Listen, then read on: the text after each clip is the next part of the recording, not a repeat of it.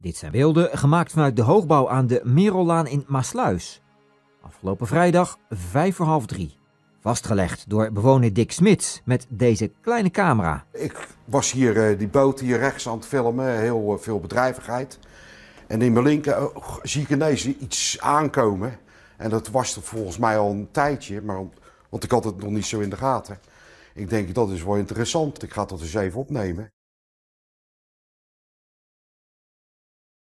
Maar wat is het? Ook broer Rob komt de beelden bekijken.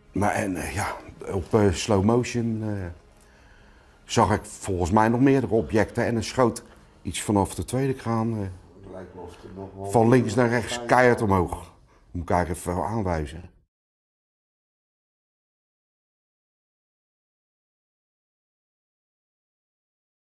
Bij het UFO-meldpunt Nederland zijn nog nauwelijks meldingen over dit object binnengekomen. Terwijl het vrijdag 11 april toch ruim een kwartier boven de omgeving Brielen-Ouddorp heeft gehangen. Het is moeilijk te zeggen wat het is geweest. Maar ja, het zou een UFO kunnen zijn. Gelooft u erin in buitenaards leven? Ja, ik geloof er wel in. Ik denk dat er wel meer is, ja. Want dit is maar een klein planeetje. Al kijk je zo in het heelal. En je ziet alles zo, die sterren, noem maar op. Dan denk je toch wel, ja, er moet wel meer zijn.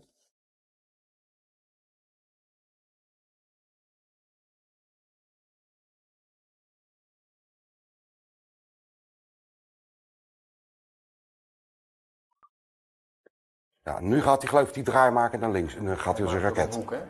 Ja. Nu komt hij mooi in beeld. Nou ga je echt de contouren zien zeg maar, van het toestel. De door Dick Smits in Maasluis gefilmde UFO heeft de volle aandacht van Koen Vermeeren. Vermeeren is ruimtevaartdeskundige aan de TU in Delft en schreef een boek over UFO's. Ja, dit is uniek materiaal. Ja? Ja, dat is echt uniek. Dit sowieso overdag. Dat is al heel bijzonder, want de meeste mensen die wat zien, zien het toch vaak 's avonds. Iets wat licht is in een zwart vlak, dat zie je natuurlijk heel erg goed. Dit is overdag en dat zie je verdomd weinig, dat daar ook opnames van zijn. En het is echt duidelijk een schotelvorm. Dick stond de schepen beneden te filmen toen hij op 11 april de mysterieuze verschijning in de hemel zag. Ik denk, joh, ik ben hier iets aan het opnemen wat ik nooit eerder heb gezien. En een hoop andere mensen ook niet. En waar een hoop mensen vreemd over denken. Ja, want hoe dacht jij daarover? Ja, ik denk, ik zie het en ik zie het met mijn eigen ogen. En ik weet wat er allemaal gebeurde. En een ander moet maar zien hoe die er zelf over denkt. Ja, dat is allemaal voor je eigen. Dan vliegt hij zeg maar hierheen en dan komt er hier vandaan een object. En dan schiet zo ontzettende snelheid over het beeld. Door die wolk heen? Door die wolk heen. Maar dan zie ik wel eens naar vliegtuigen te kijken of straaljagers. Die kan je gewoon netjes volgen. Ja, ja. Maar deze is haast niet te zien. Nee, ik vond het niet eng. Nee. Maar het was een zeer bijzonder gezicht om te zien.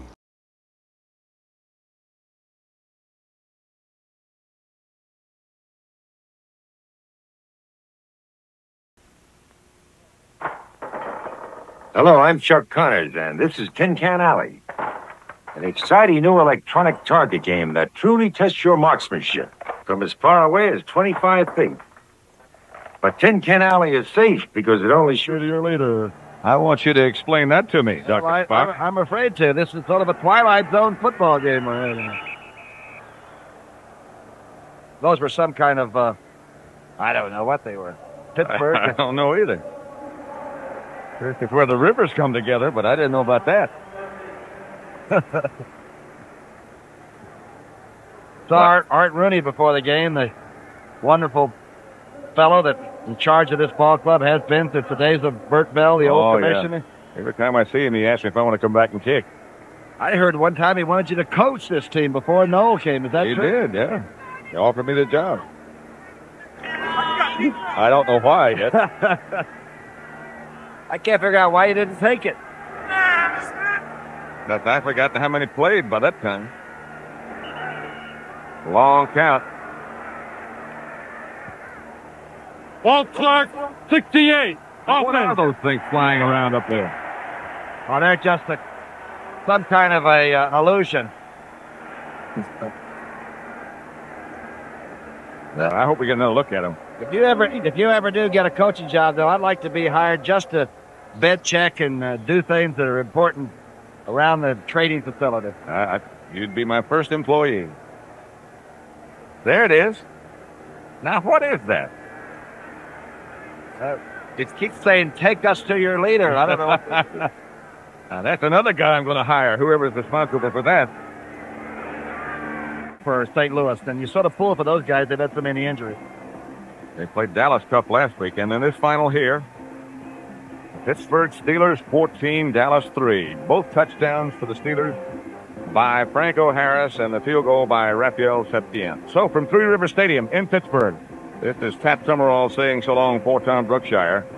Stay tuned as the NFL Today continues after this word from your local station.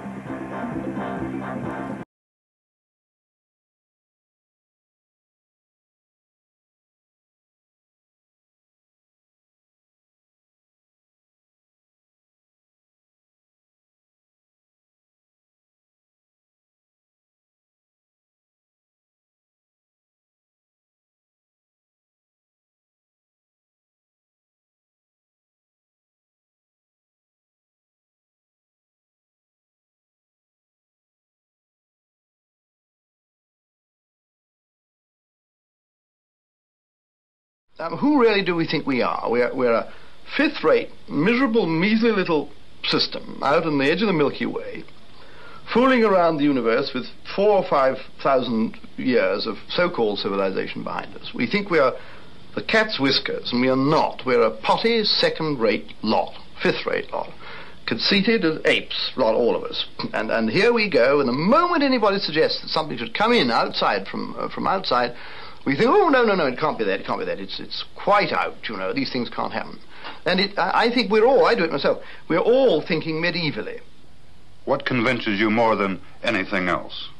The evidence of the men that have seen them, and primarily the behavior and descriptions of the objects themselves, which do not fit really any other explanation. And the Oldfield sighting, this thing which will become very famous, where a couple who live in a cottage outside Manchester took their first airline journey, and they had aboard a little film, a little cine camera, and they take pictures down of the fields as a couple would the first time they've ever been in an aeroplane, and she takes what she thinks is an aeroplane coming up from behind them, and then it goes out of vision in about 12 seconds or thereabouts, and she goes on taking a few more bits of the distant clouds and puts it back. And when they get, what's this thing? I mean, it's inexplicable by any, unless it's a straight fake. And to fake an 8mm film in color wants a lot of equipment.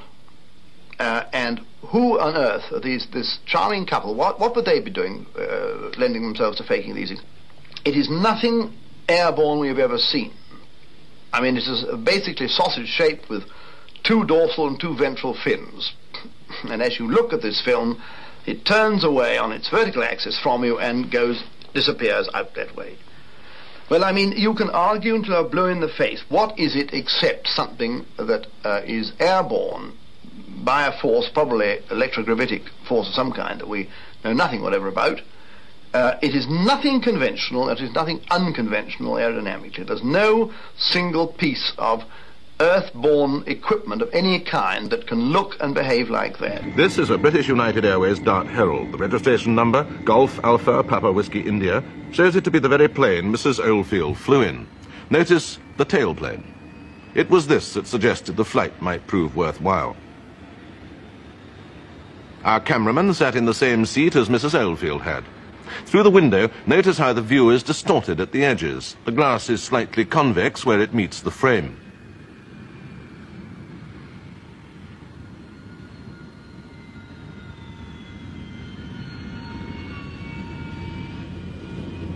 Taxiing out now for the takeoff. A 16mm camera is unwieldy, and for hunting UFOs perhaps less effective than the amateur's 8mm. Nevertheless, watch very carefully. Here it comes. Tomorrow's world's very own UFO. This is how Mrs. Oldfield described her experience. I looked out of the window and saw what I thought to be some kind of large aircraft cutting obliquely across the back of our aircraft. It was smooth, but not shiny or glittering. It was clearly defined. What we are seeing now is in fact a direct view of the tailplane of the aircraft, seen at an acute angle to the window glass. At the edge of the windows, the angle of the glass changes, breaking the image and making it seem to float disembodied in space.